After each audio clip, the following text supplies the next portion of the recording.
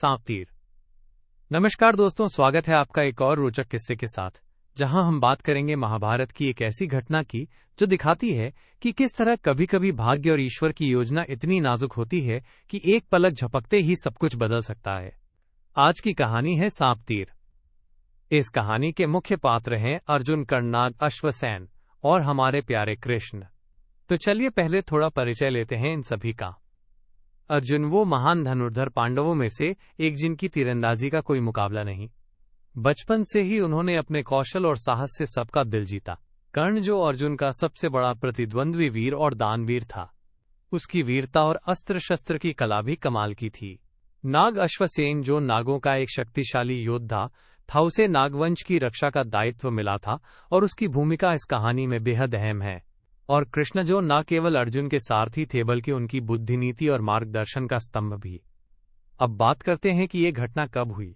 ये महाभारत युद्ध के बीच का समय था, जब दोनों पक्षों के बीच लड़ाई अपने चरम पर थी। हर क्षण युद्ध का फल बदल सकता था। तो एक बार की बात है, युद्ध के मैदान में कर्ण ने नाग अश्वसेन से एक विशेष तीर लिया।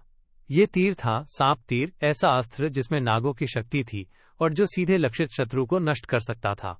कर्ण ने अर्जुन को निशाना बनाकर यह तीर छोड़ा, लेकिन इस तीर की खासियत थी कि वो केवल तभी सही ढंग से काम करता जब निशाना सही समय पर सही जगह पर हो।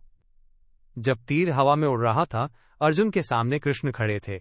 अर्जुन ने ध्यान से तीर की गति को समझा और कृष्ण की सलाह पर अपनी चतुराई दिखाते हुए थोड़ा सा कदम पीछे हटाया। उस एक कदम की दूरी ने तीर की दिशा बदल दी। तीर जमीन से कुछ इंच दूर गिरा। अगर अर्जुन ने वो एक कदम नहीं हटाया होता तो यह तीर उसकी जान ले सकता था। यहां हम देखते हैं कि कैसा एक छोटा सा अंतर, एक पल की चतुराई और सही समय पर किया गया निर्णय कैसे जीवन और मृत्यु के बीच की दूरी तय करता है।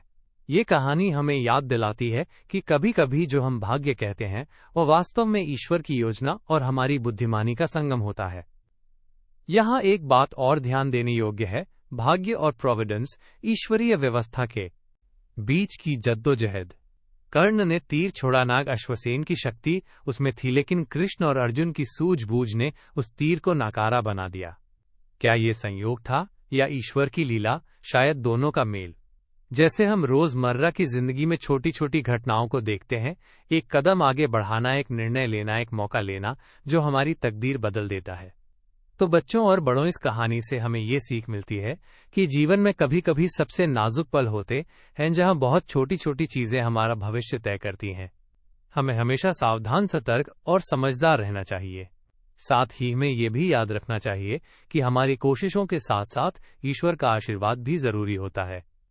तो अगली बार जब आप किसी मुश्किल हालात में हो तो सोचिएगा, शायद वही एक कदम, वही एक फैसला आपकी पूरी जिंदगी बदल सकता है। और याद रखिए, जैसे अर्जुन ने कृष्ण की सलाह मानी, हमें भी अपने जीवन में मार्गदर्शन लेने से कभी पीछे नहीं हटना चाहिए। इस कहानी के साथ हम इस एपिसोड को यहीं विराम देते हैं। सुनते रहिए महाभारत, कालजयी कथाएं बच्चों और बड़ों के लिए। धन्यवाद।